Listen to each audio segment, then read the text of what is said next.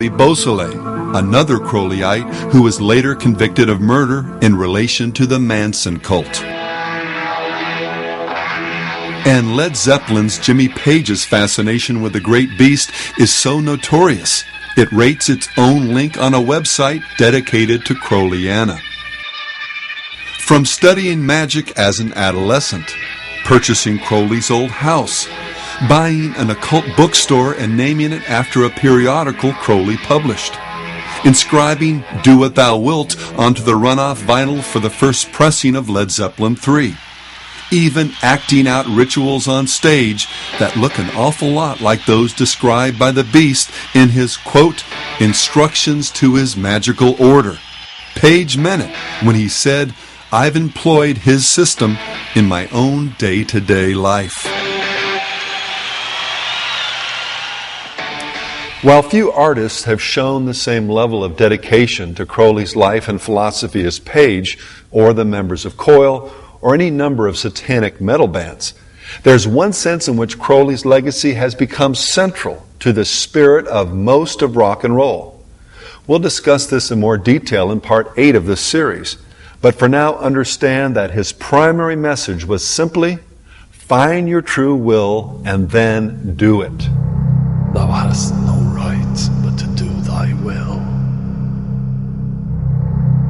Do that, and no other shall say nay. Every man and every woman is a star. Which, when you boil it down, really means there is no God but man. This is not to say literally that there's no God. Satan knows there is, as do all men, if but just deep in their hearts. The crux of Crowley's demonic creed was just that each individual has no higher authority than their own will, that we are free to live life as we please. And this was the lie that the serpent hissed in the garden, and the deception that has become the siren chorus that floats through the world of popular music.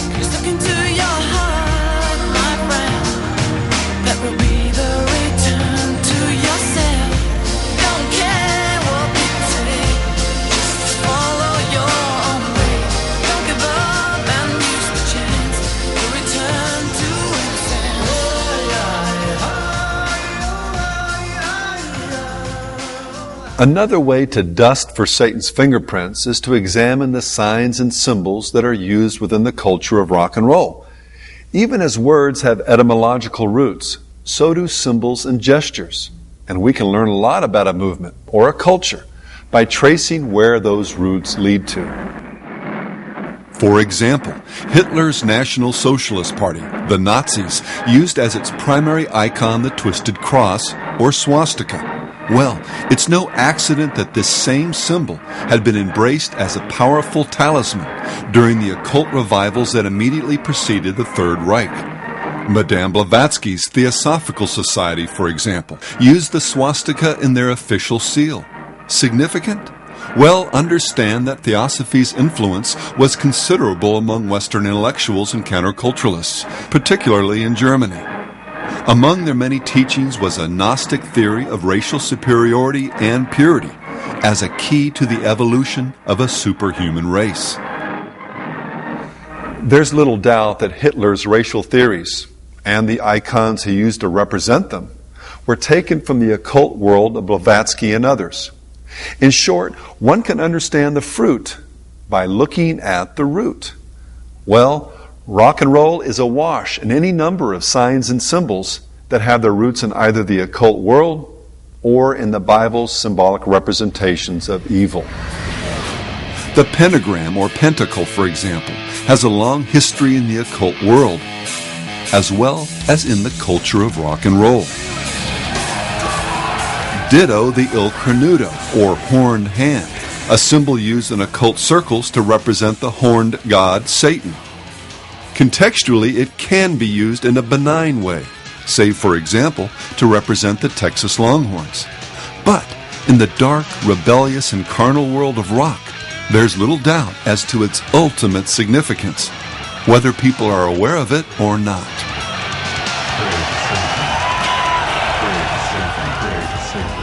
Then there's the infamous goat head, Judas goat, or Baphomet, a symbol whose only context is within the so-called left-hand path. Voodoo, Satanism, the Golden Dawn, the doodlings of self-confessed satanic serial killer Richard Ramirez, and more than a few rock bands. Kiss that goat!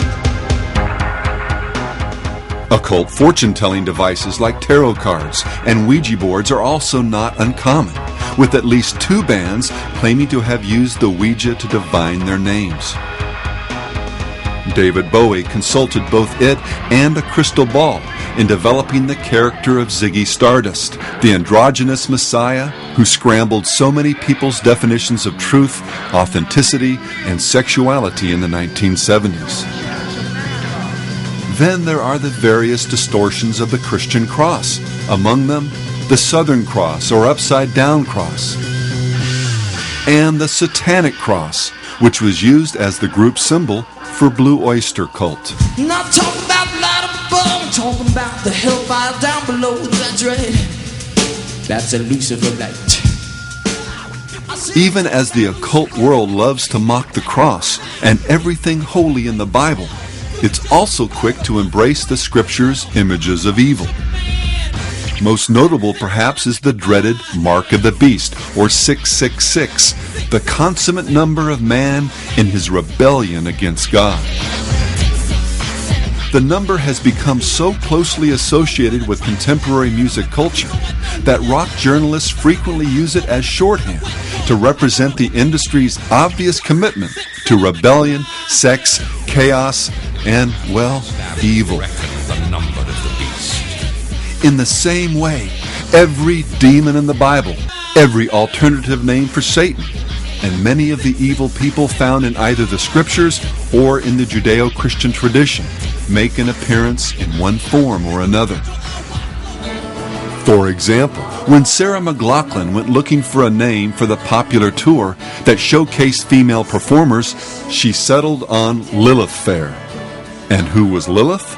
Well, the mythological first wife of Adam, who was thrown out of the garden for her unwillingness to submit to either God or her husband. She was Adam's first wife before Eve and wanted to be treated equally, yet he refused her that. And so she took off, said, fine, I don't need this. She's such a strong and wonderful feminist figure, yet we've never been taught that, so I feel really proud to put her back on her rightful goddess position. The Lilith Fair was far more subversive and satanic than anything that I could have done, because here you have people playing this very innocuous folk music that's providing America with a lot of very dangerous ideas about women's sexuality.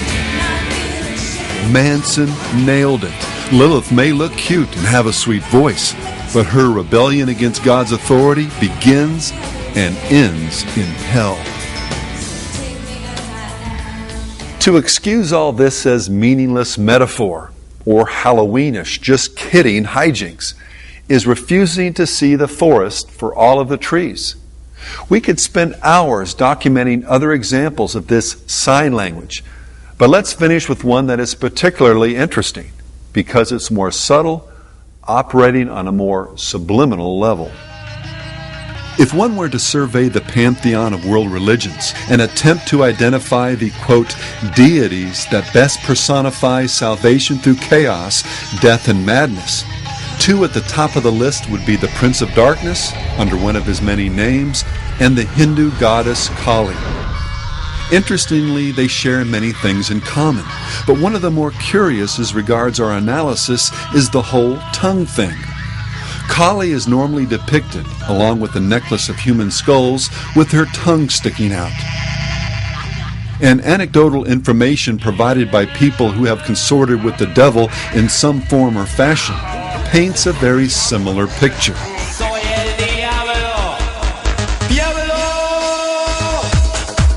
Keeping in mind the bigger picture we've just looked at, ask yourself, could there be any spiritual application here to the world of rock and roll? The Stones freely acknowledge that their famous logo was based in part on Kali. Goddess Kali, and Goddess Kali has this disembodied tongue.